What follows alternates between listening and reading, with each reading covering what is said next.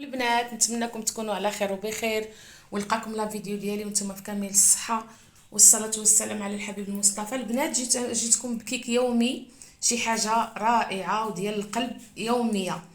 نتمنىكم تجربوها وتردوا عليا بشي كومونتير زوين. يلا معايا البنات نبداو المقادير. ساهل مع مذاق الليمون. نبداو على بركه الله بالصلاه والسلام على رسول الله. البنات عندي هنايا 3 البيضات، عندي واحد 3 المندرينات، عندي كاس ديال العصير وكاس السكر وكاس الزيت والدقيق. هنا البنات عندي 2 كيسان بالحساب و2 شاصيات د الخماره. هذا كيك يومي طوب. هانتوما معايا المول ديالي هذه دهنته بالزبيده عادي، الناس كلشي كتعرف له واكيد غادي تجي. المهم هانتوما معايا غادي تجي تبارك الله وصلوا عند بينات الكيك يومي واقتصادي ومرحبا.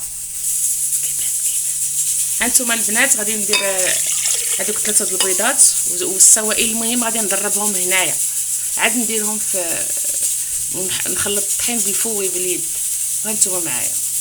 هانتوما البنات راني درت كلشي في الخلاط. هاد المندرينات غنديرهم بالقشور ديالهم باش غادي يجي مذاق الليمون منعش. المهم غادي نخلط هادو. هانتوما معايا. هانتوما البنات ها الخليط ديالي طحنته هنايا تطحن مزيان، ودابا غادي نزيد عليها الطحين ديالي والخماره. وهانتوما معايا. هانتوما راه عندي هنايا 2 كيسان بالحساب. مصفي الطحين ديالي وناضي.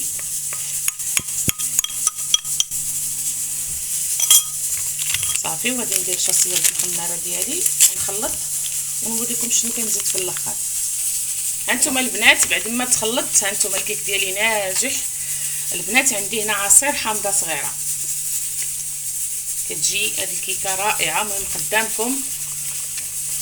دابا غادي نحشيها في الفران. الفران راه عندي عادي ما مشعول ما والو، غادي نحشيها في فران بارد. وهانتوما معايا من الطيب. هانتوما البنات دابا راه في الفران، غادي نديرها في الفران يعني ما سخون ما والو بارد. ضربوا البنات المول. انا غادي نضرب المول باش ما يبقاوش دوك الفقاعات خاويين. البنات بعد ما طابت الكيكه ديالي غادي ندير لها البنات واحد الصوص. عندي هنا عصير حامضه، هذا الحامض راه عندي كبير، وعندي كاس لاروب ديال السكر، وعندي كاس ديال الماء، وعندي 2 معالق نتاع مايزينا. هانتوما البنات غادي نحط داك الحامض ونزيد عليه الماء. والبنات الكيك راه فيه الملح. راه دابا عاد راجعت التصوير لقيت راسي ما صورت لكمش اللقطه فيها الملح. المهم هانتوما البنات وهانتوما معايا غندير هاد الصوص. هانتوما 2 معالق عامرين وغادي نديروه يغلي وغادي نخويه فوق الكيك ديالنا. صافي وهانتوما معايا في الشكل النهائي. هانتوما البنات هذه هي الكيكه ديالي، صدقوني جات زوينه تبارك الله ومفشفشه. المهم دابا هذه الصوص ديالي يعني غنخويها عليها. شوفوا البنات الكثافه ديالها كي دايره. والتزيين البنات كيبقى اختياري. الا كان عندكم حتى الكوك راه كيجي مع هذا الصوص زعما طوب شي حاجه.